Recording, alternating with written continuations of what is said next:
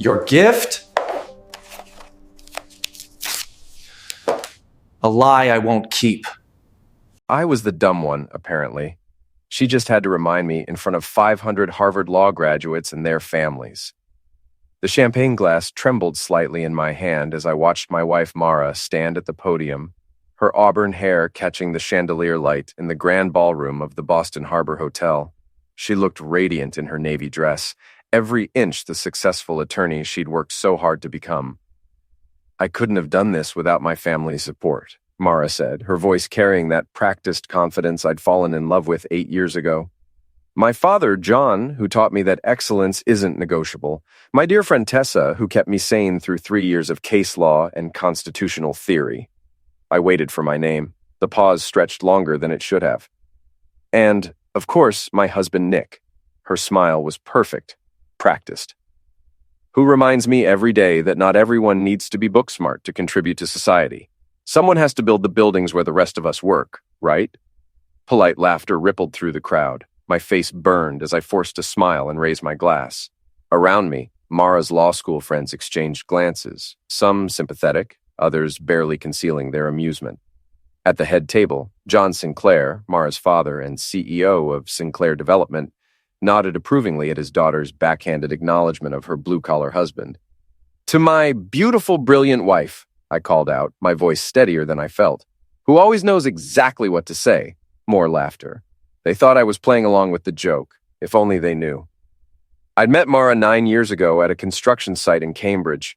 She was a paralegal then, reviewing environmental impact documents for a law firm representing our client. I was the project manager, 29 years old, and running a $12 million renovation of a historic building.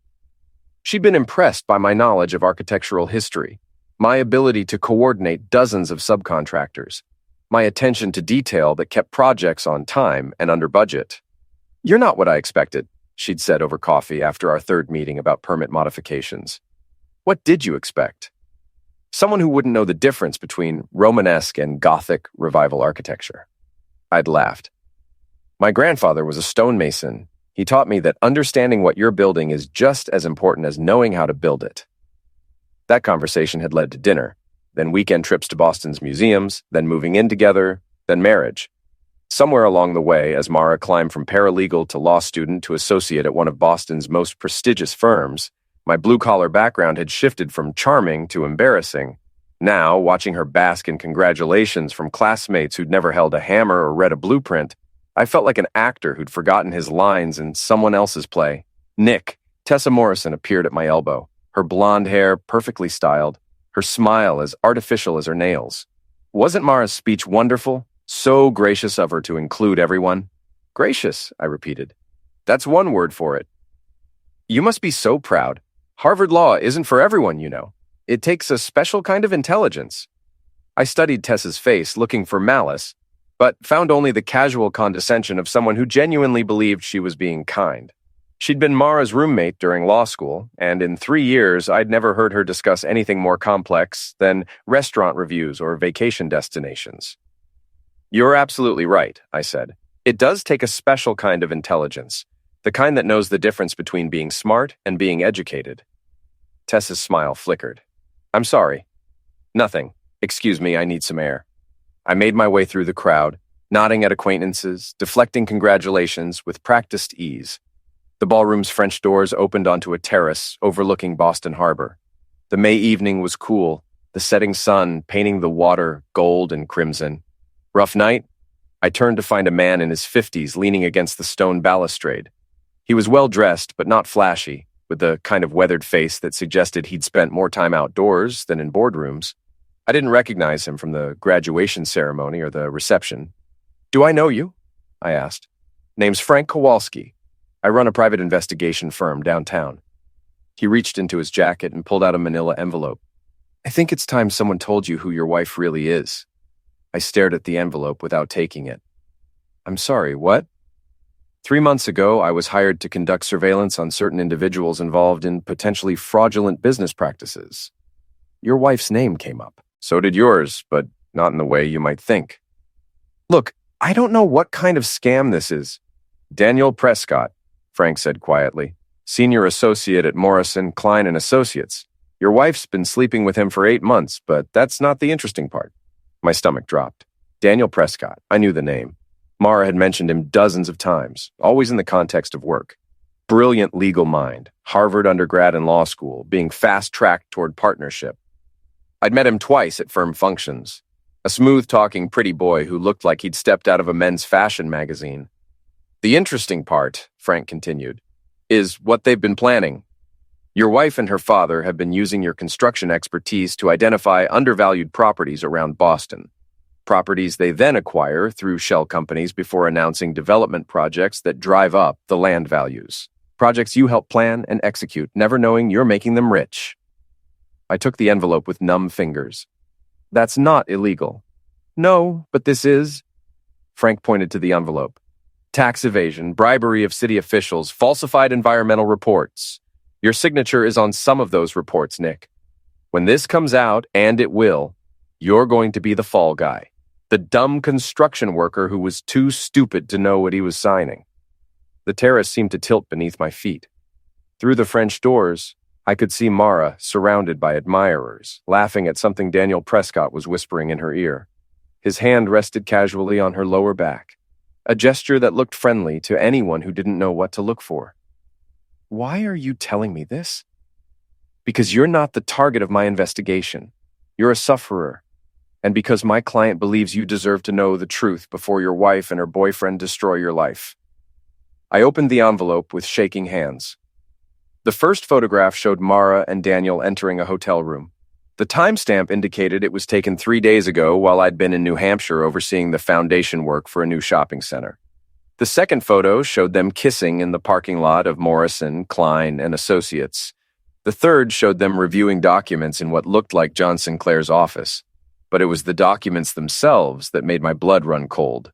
Environmental impact reports with my signature, declaring soil and water conditions that I'd never tested. Building permits listing me as the responsible contractor for projects I'd never heard of. Bank records showing payments from Sinclair Development to a company called Brookline Construction Services, a company that existed only on paper, with my name listed as president. Jesus Christ, I whispered. There's more, Frank said. Your wife's been telling people you're having an affair, setting up a narrative for the divorce. When the fraud investigation starts, she'll claim you were the mastermind and she was just a naive young lawyer following her husband's instructions. Her father will back her up. So will Daniel. I looked up from the documents. Who hired you? Frank smiled grimly. Someone who's been watching the Sinclair family for a long time. Someone who believes they've gotten away with too much for too long. That's not an answer. It's the only answer you're getting tonight. But if you're smart, and despite what your wife says I think you are, you'll use this information wisely. Frank straightened his jacket and headed toward the terrace doors. One more thing, Nick. Your wife's planning to file for divorce next week. She's already moved most of your joint assets into accounts you can't access. Whatever you're going to do, you'd better do it fast. He disappeared into the crowd, leaving me alone with the evidence of my wife's betrayal. I stood there for a long time, watching the sun set over Boston Harbor, thinking about 8 years of marriage and how quickly love could turn into something else entirely. When I finally went back inside, the reception was winding down. Mara was saying goodbye to her classmates, promising to stay in touch, making plans for reunion parties and professional networking events. She looked happy, genuinely, radiantly happy in a way I hadn't seen in months. There you are, she said when she spotted me. I was wondering where you'd disappeared to. Just getting some air. Congratulations, by the way. You should be proud. Her smile was warm, almost affectionate. Thank you. I know tonight was probably boring for you. All the legal talk and academic stuff. Not boring at all. Very educational, actually. Something in my tone made her look at me more closely. Are you okay? You seem different. Just tired. It's been a long day. Well, we can head home soon. Daddy wants to take us to brunch tomorrow to celebrate. And then I thought we could spend the afternoon looking at houses. Houses? I told you about this, Nick. Now that I'm graduated and starting at the firm full-time, we can afford something better. Daddy found a place in Wellesley that would be perfect for us. 5 bedrooms, 3 acres, amazing kitchen. Sounds expensive. Don't worry about that. I'll be making good money at Morrison Klein, and Daddy's willing to help with the down payment. I nodded, thinking about the bank records in the envelope. That's generous of him. He likes you, you know. He's always saying how lucky I am to have found someone so grounded. Grounded. Another word for simple. Another way of saying I knew my place. I'm lucky too, I said, and meant it in a way she'd never understand. The ride home was quiet. Mara dozed in the passenger seat of my pickup truck, her graduation cap and gown folded carefully in her lap. She looked younger in sleep, more like the paralegal I'd fallen in love with 9 years ago. For a moment, I almost convinced myself that Frank Kowalski was wrong, that the photographs and documents were elaborate fakes, that my wife was exactly who I thought she was. Then my phone buzzed with a text message from an unknown number. Don't let her see the envelope. Hide it somewhere safe. This is just the beginning. AFK. I deleted the message and pulled into our driveway. Our modest colonial house in Medford looked smaller than usual, overwhelmed by the towering oaks that had been there when the neighborhood was built in the 1950s. In a few months, if Mara had her way, we'd be living in a Wellesley mansion, bought with money stolen from the city of Boston and half a dozen environmental protection agencies. Home, sweet home, Mara murmured, stirring as I turned off the engine. For now, I said. She looked at me curiously, but didn't ask what I meant. We went inside together, Mara chattering about the reception, the compliments she'd received on her speech, the job opportunities that were already starting to materialize. I listened with half my attention, the other half focused on the envelope hidden inside my jacket. I'm exhausted, Mara announced, kicking off her heels in the front hall. I'm going to take a shower and go to bed. Don't stay up too late watching television. I won't, I promised. I waited until I heard the bathroom door close and the shower start running. Then I went down to my workshop in the basement, locked the door behind me, and spread the contents of the envelope across my workbench. By the time I finished reading everything, it was past midnight. Mara had been asleep for hours, and the house was silent, except for the occasional creak of settling wood. I sat in my workshop chair, surrounded by the tools of my trade, saws and sanders, levels and measuring tapes, the honest instruments of honest work, and planned my wife's destruction. She thought I was the dumb one. She was about to learn how wrong she was. The next morning, Mara was gone before I woke up. She'd left a note on the kitchen counter. Meeting Daddy for breakfast to discuss the house. Back this afternoon. Love you. Love you. I stared at those 2 words, written in her careful handwriting, and wondered how long it had been since she'd meant them. How long had I been living with a stranger who wore my wife's face and spoke in my wife's voice, but felt nothing but contempt for the man sharing her bed? I made coffee and sat at the kitchen table watching the morning sun slant through the windows. Our house was small but comfortable, filled with furniture we'd chosen together during the early years of our marriage. The oak dining set we'd found at an antique shop in Vermont. The leather couch I'd surprised her with for her 28th birthday. The framed photographs documenting 8 years of shared experiences. Vacations, holidays, quiet moments that had seemed meaningful at the time. Now everything felt like evidence of an elaborate deception. Had she been planning this from the beginning? Had she married me because she knew my construction expertise would be useful to her father's business? Or had the love been real once, slowly curdling into resentment as her ambitions outgrew our modest life? My phone rang, interrupting my brooding. The caller ID showed my foreman Leo Kowalski's number. Morning, boss. You coming in today, or are you still celebrating the missus's graduation? Leo Kowalski, same last name as the private investigator. That couldn't be a coincidence. I'll be there in an hour, I said. Leo, do you have a brother named Frank? A pause. Why do you ask? He approached me last night, said he was a private investigator. Crap. I told him to be careful about that. So he is your brother? Yeah, he is. And if he talked to you, it means things are worse than I thought. We need to have a conversation, Nick. Not over the phone. I drove to the construction site in Somerville, where we were renovating a 19th century textile mill into luxury condominiums. It was the kind of project I loved, taking something old and forgotten and giving it new life without destroying its character. The original brick walls would remain exposed. The massive wooden beams would be sandblasted and sealed. The tall windows would be restored to their original proportions. It was also, according to the documents Frank had given me, one of the properties that Sinclair Development had acquired through insider information I'd unknowingly provided.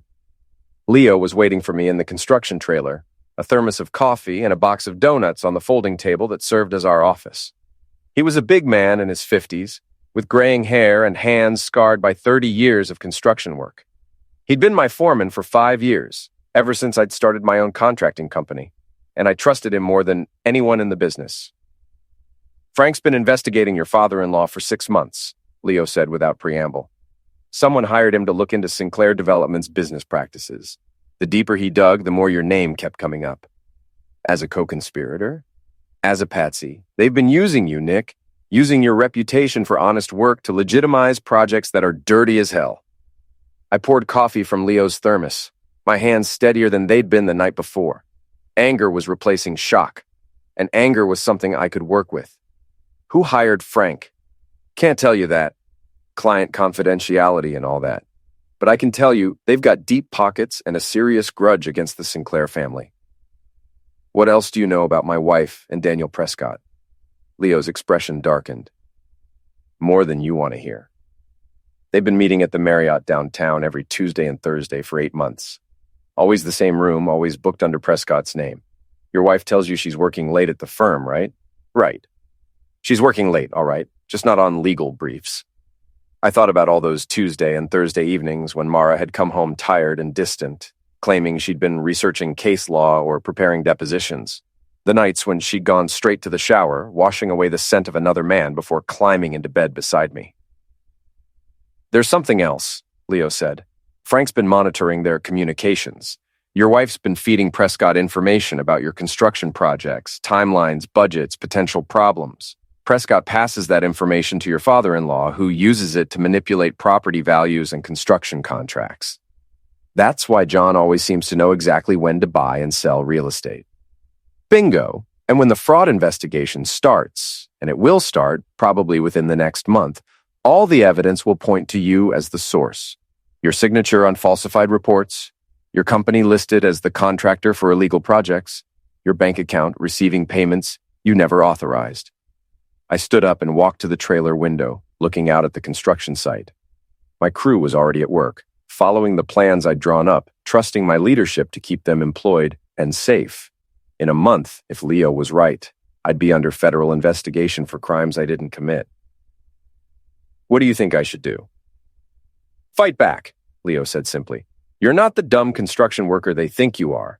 You've got a college degree in civil engineering. You speak 3 languages. You've managed projects worth millions of dollars. Stop letting them underestimate you and start using that brain of yours." He was right. I'd fallen into the role they'd created for me, the simple blue-collar husband who was grateful to be married to someone so far above his station. But I hadn't always been that person.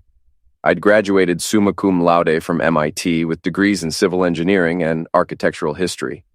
I'd turned down job offers from major firms because I'd wanted to build things with my own hands, not just design them on computer screens. Mara knew about my education, but she'd never mentioned it to her friends or family. In her version of our story, I was a construction worker she'd rescued from a life of manual labor. The truth, that I'd chosen construction because I loved it, that I was good at it, that I made more money than most of her law school classmates, didn't fit the narrative she'd created. "I need to know everything," I told Leo. "Every detail about what they've been doing, every piece of evidence Frank has collected. Can you arrange a meeting?" "Tonight, Frank's office downtown. But Nick, once you start down this road, there's no going back. Your marriage is over, your relationship with your father-in-law is over, and probably some friendships too. Are you prepared for that?" I thought about Mara's speech the night before, the casual cruelty of her words, the way she dismissed 8 years of marriage with a joke about my intelligence. I thought about Daniel Prescott's hand on her back, the secret smiles they'd shared, the hotel room where they'd been meeting twice a week for 8 months. "My marriage was over before I knew it had started," I said.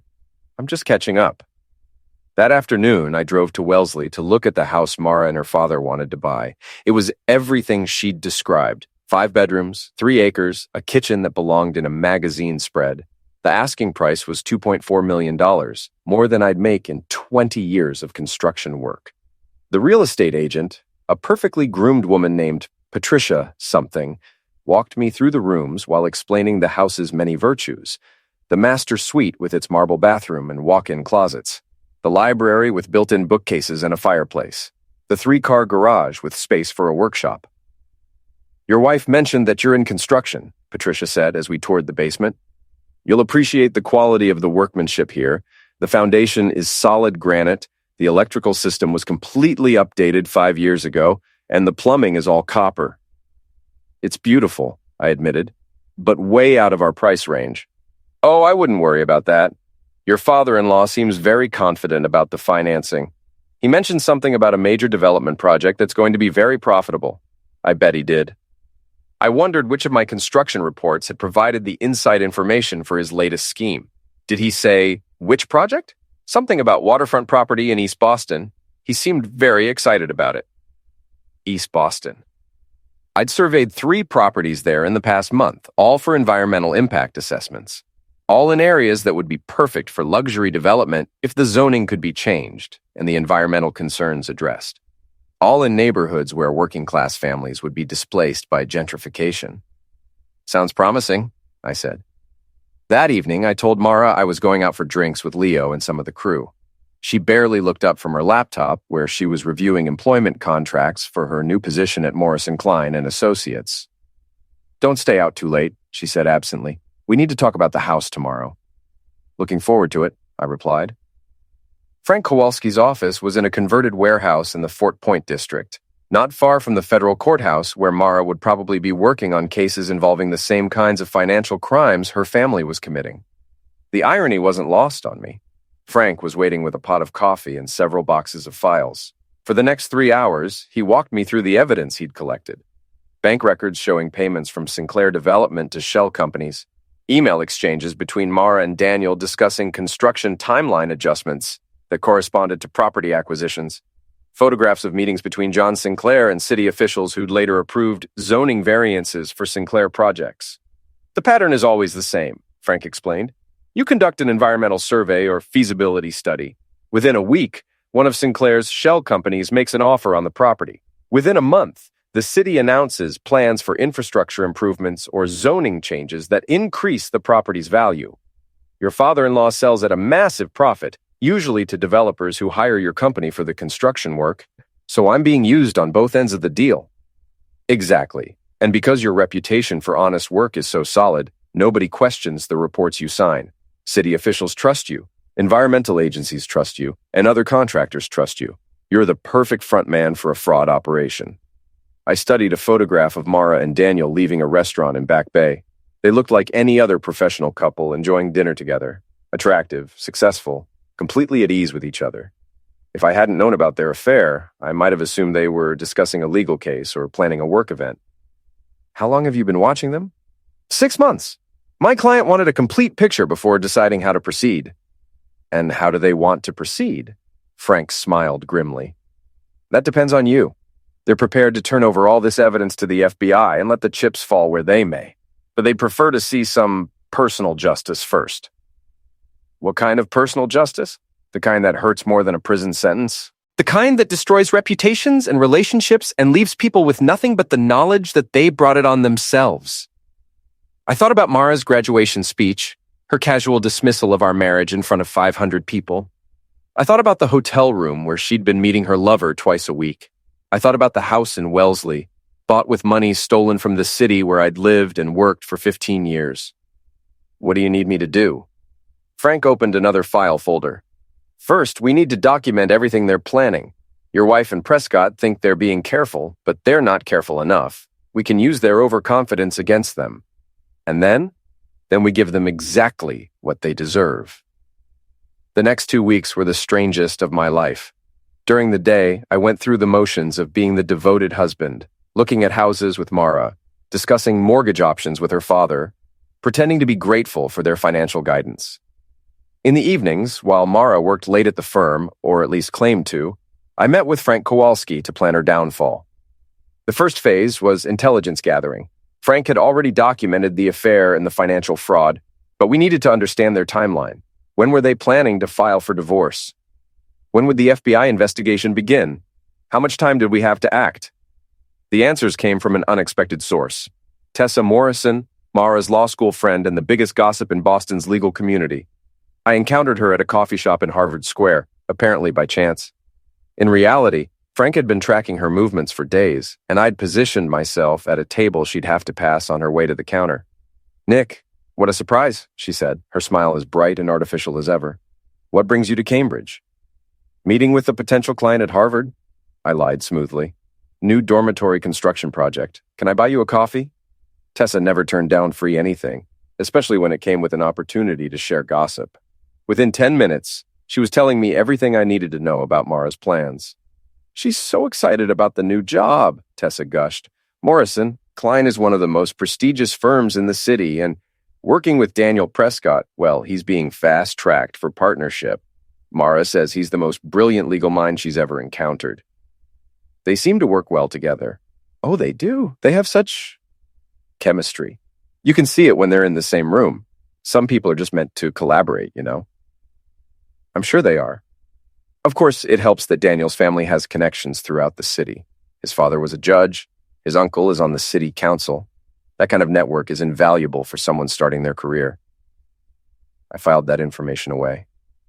Daniel's family connections explained how John Sinclair had been getting inside information about zoning changes and development projects. Mara mentioned they might be moving to a bigger house, Tessa continued. Something in Wellesley or Newton. I told her she deserves it after all those years of, well, you know. All those years of what? Tessa's smile faltered slightly. Oh, I didn't mean anything by that. Just that she's worked so hard, and now she can finally afford the lifestyle she's always wanted. The lifestyle she'd always wanted. Not the lifestyle we'd built together, but the lifestyle she felt entitled to as John Sinclair's daughter and Daniel Prescott's lover. She's definitely earned it, I agreed. When are they planning to make an offer on the house? Soon, I think. Mara said something about waiting until after the East Boston project is finalized. Apparently, your father-in-law has a major development deal in the works that's going to be very profitable. There it was. Confirmation that John Sinclair was using my environmental surveys to manipulate property values in East Boston. The timeline was becoming clear. Finalize the East Boston deal, buy the house in Wellesley, file for divorce, and let me take the fall for the fraud investigation that would inevitably follow. That's exciting, I said. I love it when a plan comes together. The second phase was documentation. Frank had taught me how to use surveillance equipment, tiny cameras, audio recorders, GPS trackers. I felt like a character in a spy novel, except the enemy was my own wife. The hardest part was maintaining my normal routine while gathering evidence. Mara was smart and observant. Any change in my behavior might alert her that something was wrong. So I continued to play the role of the devoted but slightly dim husband, asking innocent questions about her work, expressing enthusiasm about the house in Wellesley, deferring to her judgment on financial matters. Meanwhile, I was recording every conversation, photographing every document she left lying around, and tracking her movements through the GPS device Frank had helped me install on her car. The evidence was devastating. Recorded conversations between Mara and Daniel discussing which of my construction projects offered the best opportunities for insider trading. Email exchanges between Mara and her father about property acquisitions based on information I'd unknowingly provided. Bank records showing payments from Sinclair Development to accounts I'd never opened, but which listed me as the primary account holder. But the most damaging evidence was personal. Audio recordings of Mara and Daniel in hotel rooms. Not just having sex, but discussing their plans for my future. How they'd frame me for the financial crimes. How they'd divide the assets after the divorce. How they'd explain my breakdown when the FBI investigation began. He's not smart enough to figure it out, Mara said on one recording, her voice lazy with post-coital satisfaction. He thinks I married him for love. Can you imagine? Daniel's laughter was cruel. What did you marry him for? Convenience. Daddy needed someone with a clean reputation in the construction industry, someone who could provide legitimate cover for our property acquisitions. Nick was perfect, honest, hardworking, completely trusting. He signs whatever I put in front of him without reading it. And after the divorce, he'll be too busy defending himself against federal charges to cause us any problems. By the time he realizes what happened, we'll be living in the Wellesley house and he'll be living in a federal prison. I listened to that conversation 3 times, memorizing every word, letting the anger build until it felt like a fire in my chest. They'd played me for 8 years, using my love for Mara and my respect for her father to turn me into an unwitting accomplice to their crimes. But they'd made one crucial mistake. They'd underestimated me. The third phase was preparation. Frank's mysterious client had provided resources, money, legal expertise, technical support. We had everything we needed to destroy Mara and Daniel's carefully laid plans. The key was timing. We needed to act before they filed for divorce, but after they'd committed to the East Boston Development Project. We needed to catch them at the moment when they felt most confident, most secure in their victory. That moment came on a Thursday evening in late June. Mara came home from one of her late nights at the office, actually a hotel room with Daniel, with news about the East Boston deal. "Daddy closed on the waterfront properties today," she announced, pouring herself a glass of wine. 3 parcels, total cost $12 million. But with the zoning changes coming through next month, they'll be worth at least $30 million. "That's fantastic," I said. "How did he know the zoning was going to change?" "Inside information," Mara said with a smile. "The city council member whose district includes East Boston is a family friend. He's been very helpful over the years. A family friend, probably one of Daniel's relatives based on what Tessa had told me about his connections. So we can afford the house in Wellesley. We can afford anything we want, Nick. Daddy's been very generous with his profits from these development deals. He's setting up a trust fund that will take care of us for the rest of our lives. A trust fund that would become Mara's sole property after the divorce, leaving me with nothing but legal bills and federal charges." "That's wonderful," I said. "We should celebrate." "We should," Mara agreed. "In fact, I was thinking we could have a party, invite some friends, show off the new house, let everyone see how well we're doing." "What kind of party?" "Something elegant, maybe a dinner party for 20 or 30 people. Your construction friends, my colleagues from the firm, some of Daddy's business associates, a real celebration of our success. Our success. As if I'd contributed anything more than my signature on fraudulent documents and my unwitting participation in their schemes." "That sounds perfect," I said. "When were you thinking?" "Next weekend, Saturday night. I'll handle the invitations and the catering. You just need to show up and be charming." "I can do that." Mara kissed me on the cheek, her lips soft and familiar. For a moment, I almost forgot about the hotel rooms and the recorded conversations and the plans for my destruction. For a moment, she was just my wife, excited about our future together. Then she pulled away, and I saw the calculation in her eyes, the way she was already planning how to present our marriage to the guests who would attend our party. I was a prop in her performance, a supporting character in her story of social and financial triumph. "I love you," she said, the words as empty as a campaign promise. "I love you too," I replied, and for the first time in 8 years, I was lying. That night, after Mara fell asleep, I called Frank from my workshop. "It's time," I told him. "Next Saturday night. She's planning a party to celebrate their success." "Perfect," Frank said. "Nothing like a public humiliation to really drive the point home. What about your client? Are they ready to move forward?" "They've been ready for months. They're actually looking forward to it." "Who are they, Frank? I think I deserve to know."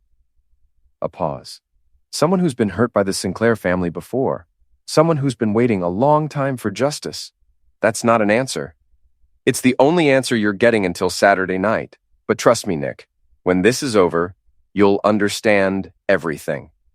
I hung up the phone and sat in my workshop, surrounded by the tools of honest work, planning the destruction of everything I thought I wanted.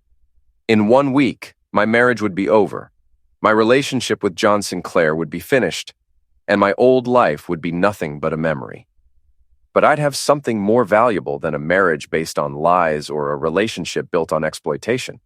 I'd have my self-respect back, and Mara would learn that the dumb one had been playing a much smarter game than she'd ever imagined. The party was everything Mara had envisioned, elegant, expensive, and designed to showcase our supposed success to Boston's legal and business elite. She'd hired caterers from one of the city's most exclusive restaurants, rented furniture to transform our modest house into something worthy of Architectural Digest, and invited 35 carefully selected guests who represented the pinnacle of her social ambitions. I spent Saturday afternoon helping the caterers set up while Mara got ready upstairs. She'd bought a new dress for the occasion, a black cocktail number that probably cost more than most people made in a week. When she came downstairs at 6 o'clock, she looked stunning in the way that only comes from having unlimited resources and professional styling. "You look beautiful," I told her, and meant it. Whatever else Mara was, she'd always been the most attractive woman I'd ever known. "Thank you," she said, adjusting my tie. "Remember, tonight is important. These people could be very valuable connections for both of us. I'll be on my best behavior." I know you will. You always are. The guests began arriving at 7. John Sinclair came first, resplendent in a custom suit and radiating the confidence of a man who'd just made $20 million on a real estate deal. He greeted me with the hearty handshake and backslapping bonhomie he reserved for public occasions, playing the role of the proud father-in-law who'd welcomed a blue-collar son into his upper-class family. "Nick, you look great, son. Ready for the big celebration?" "Absolutely.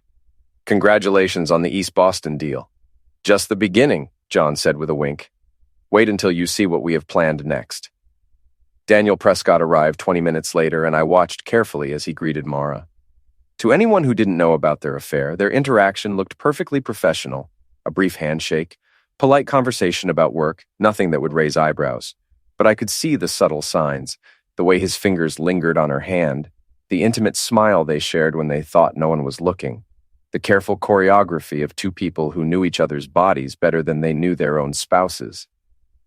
The other guests were a mix of Mara's law school friends, John's business associates, and a few of my construction colleagues who'd made the cut for Mara's social circle. Leo Kowalski was notably absent. Mara had never liked him, claiming he was too rough around the edges for polite company. By 8 o'clock, the party was in full swing. Champagne flowed, catered appetizers circulated on silver trays, and conversation buzzed with the self-satisfied energy of people who believed they were winning at life. I moved through the crowd, playing my assigned role as the grateful husband who'd been elevated beyond his natural station by marriage to a superior woman. "Nick, you must be so proud of Mara," said Patricia Whitman, a partner at one of Boston's oldest law firms. "Harvard Law Review, graduating summa cum laude, starting at Morrison, Klein & Associates. She's going places." "She certainly is," I agreed. "I'm just along for the ride." "Don't be so modest," Patricia said with the kind of condescending smile I'd learned to recognize over the years. "Construction is honest work. Not everyone can be a lawyer. True, not everyone has the stomach for it." Patricia looked puzzled by my response, but before she could ask what I meant, Mara appeared at my elbow. "Patricia, I'm so glad you could make it. Have you met Daniel Prescott? He's the senior associate I'll be working with at Morrison Klein." I watched Mara introduce Daniel to various guests, noting how she positioned herself slightly closer to him than professional courtesy required, how her laugh became more musical when he spoke, how her eyes lit up in a way they hadn't when she looked at me in months. At 9:30, John Sinclair called for attention and made a toast celebrating Mara's graduation and bright future. The guests raised their glasses and applauded politely while Mara beamed with pride and satisfaction. "To my daughter," John concluded, "who's always known exactly what she wanted and exactly how to get it." "To Mara," the crowd echoed, and I raised my glass with the rest of them. At 10 o'clock, I excused myself and went to my workshop in the basement. Frank Kowalski was waiting for me, along with 2 other people I didn't recognize, a woman in her 60s with silver hair and intelligent eyes, and a younger man who looked like he might be a lawyer or accountant. "Nick," Frank said, "I'd like you to meet my client." The silver-haired woman stepped forward and extended her hand. "Margaret Sinclair," she said. "John's ex-wife, Mara's mother." I stared at her in shock. Mara's mother had died when she was 12. That was the story I'd been told for 8 years. Margaret Sinclair was supposed to be buried in Mount Auburn Cemetery, mourned by a grieving husband and daughter who rarely spoke of their loss. "I can see you're confused," Margaret said with a slight smile. "I'm not dead, obviously, just erased from the family history. It's easier for John to claim I died than to explain why I left." "Why did you leave?" "Because I discovered that my husband was a criminal who was using our daughter to launder money and manipulate real estate deals. When I threatened to expose him, he had me declared mentally incompetent and committed to a psychiatric facility. It took me 3 years and most of my inheritance to get out and rebuild my life." The younger man stepped forward. "I'm David Chen, Mrs. Sinclair's attorney. We've been building a case against John Sinclair and his associates for 5 years. Your wife's relationship with Daniel Prescott gave us the final piece we needed, which is proof that the fraud operation extends beyond real estate into the legal system itself. Morrison, Klein & Associates has been facilitating John's schemes by providing legal cover for his property acquisitions and helping him avoid regulatory scrutiny. Your wife and Daniel Prescott are key players in a conspiracy that's defrauded the city of Boston out of millions of dollars." I looked at Margaret Sinclair. seeing traces of Mara in her features, but none of the coldness I'd come to associate with the Sinclair family. "What do you want from me?" "Justice," she said simply. "And revenge. John destroyed my relationship with my daughter by convincing her I was mentally ill and dangerous. He spent 15 years turning Mara into a younger version of himself, ruthless, manipulative, completely without conscience. Tonight, we're going to show her what happens when you underestimate people." Frank opened a laptop computer and showed me the screen. "We've been monitoring all the communication devices in your house for the past week. Every conversation, every text message, every email. We have everything we need to prove the conspiracy." "What about the FBI investigation?" "There won't be one," David Chen said. "We're turning over all the evidence to the Massachusetts Attorney General's office instead. They're more motivated to prosecute local corruption, and they're not susceptible to the kind of federal political pressure that John's connections might be able to bring to bear." Margaret Sinclair checked her watch. "It's time. Are you ready for this, Nick?" I thought about 8 years of marriage.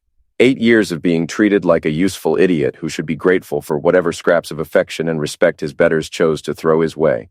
I thought about Mara's graduation speech, her casual cruelty, her plans to frame me for crimes I hadn't committed. "I'm ready." We went back upstairs to the party. Most of the guests were still there, mellowed by champagne and good food, enjoying the kind of social gathering that made them feel important and connected. Mara was holding court near the fireplace, regaling a group of admirers with stories about her law school experiences. I walked to the center of the room and tapped my champagne glass with a knife until I had everyone's attention. "I'd like to make a toast," I announced, "to my beautiful, brilliant wife, who's taught me so much about the law." Mara smiled at me fondly, probably thinking I was about to deliver another self-deprecating speech about how lucky I was to be married to someone so far above my station.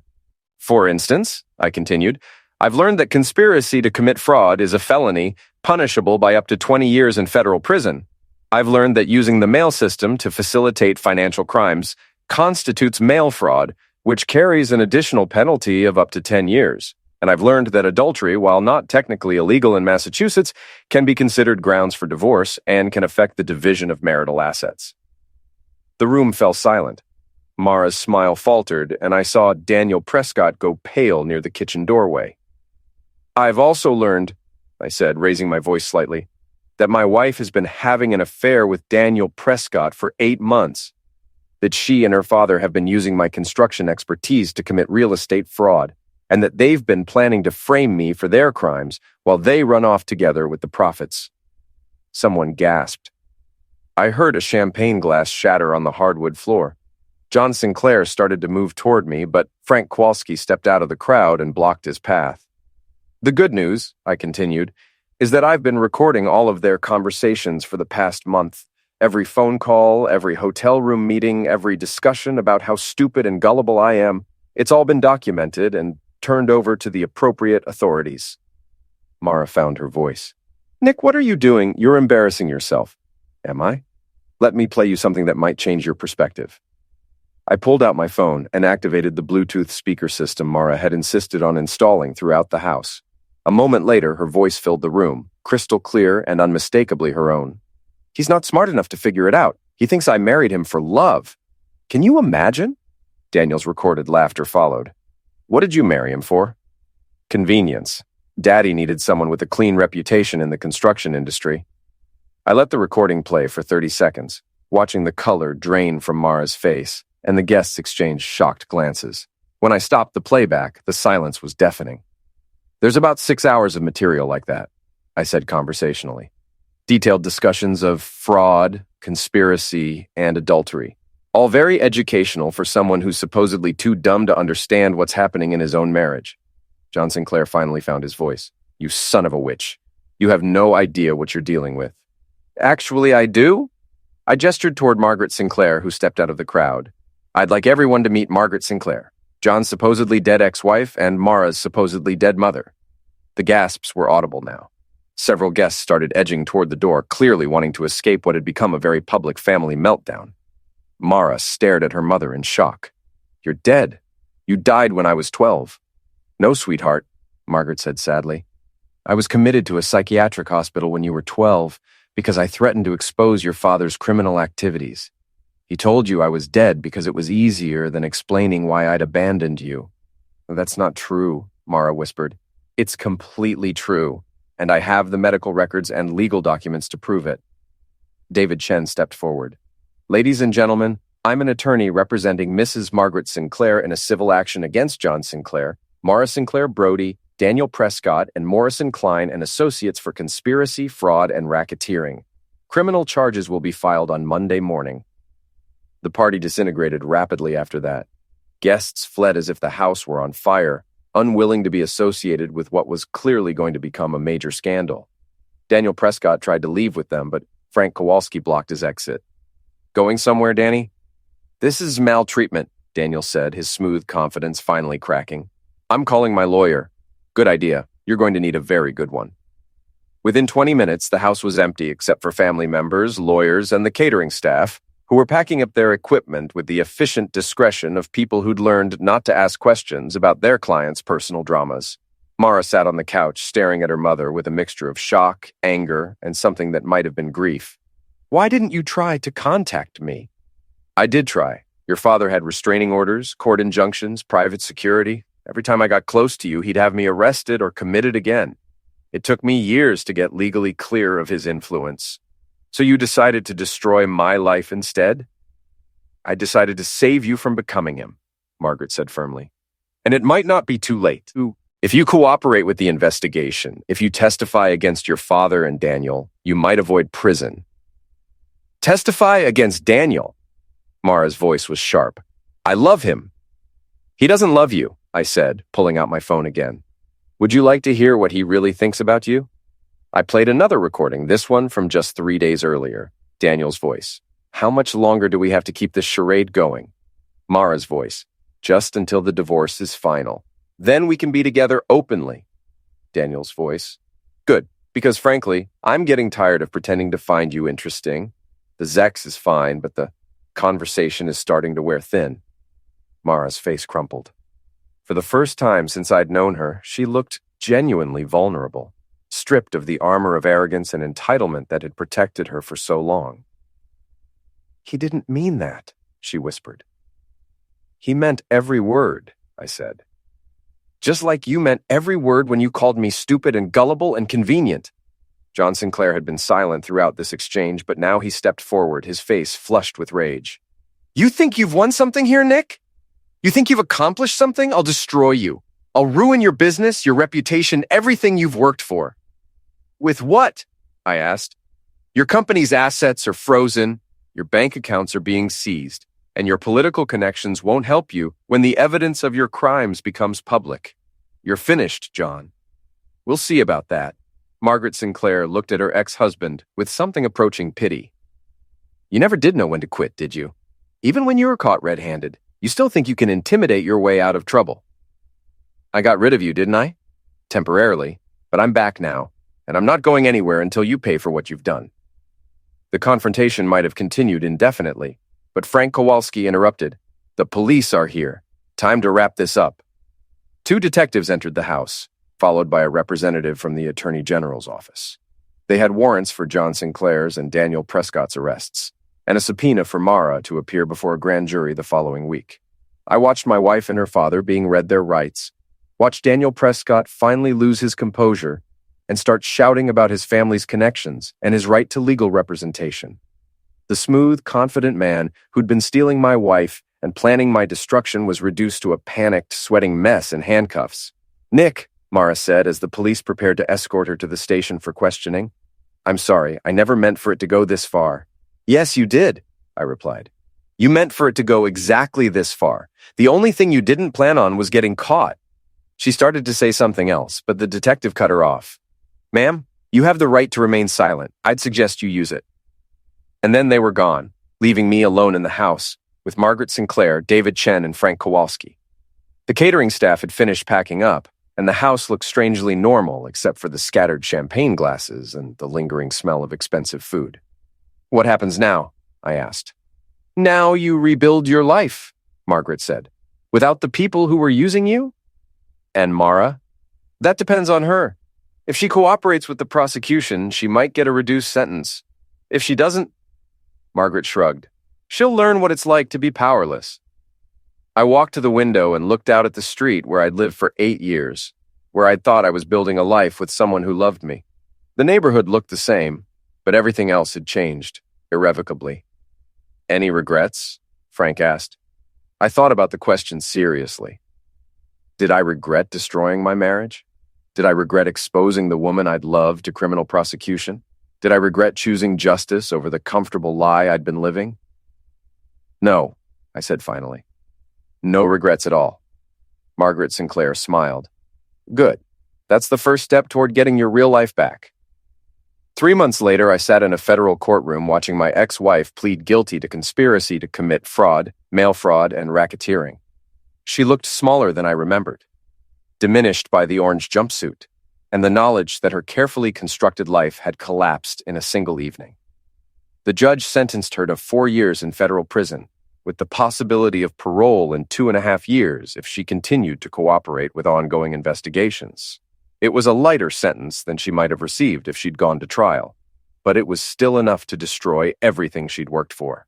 John Sinclair had been sentenced the week before. 8 years in federal prison, forfeiture of all assets connected to his criminal enterprises, and a lifetime ban from working in real estate development. At 65, he'd probably die in prison. A fitting end for a man who'd spent decades stealing from his own city. Daniel Prescott had received 6 years and disbarment from practicing law in Massachusetts. His family's political connections hadn't helped him when faced with overwhelming evidence of his crimes. Morrison, Klein, and Associates had fired him before his arrest and was facing its own federal investigation for facilitating the fraud scheme. I'd been cleared of all wrongdoing after Margaret Sinclair's legal team proved that I'd been an unwitting sufferer rather than a willing participant. My construction company had actually benefited from the scandal. Several clients had hired me specifically because they wanted to work with someone who'd stood up to corruption, even when it cost him personally. The house in Wellesley had been seized by federal marshals and sold at auction. The proceeds went toward restitution for the sufferers of the Sinclair family's fraud schemes. I'd kept our modest house in Medford, though I was planning to sell it and move somewhere with fewer memories. As Mara was led away in handcuffs, she looked back at me one final time. I saw no trace of the confident, beautiful woman who dismissed me as the dumb one at her graduation party. Prison had a way of stripping away pretense and revealing what people really were underneath.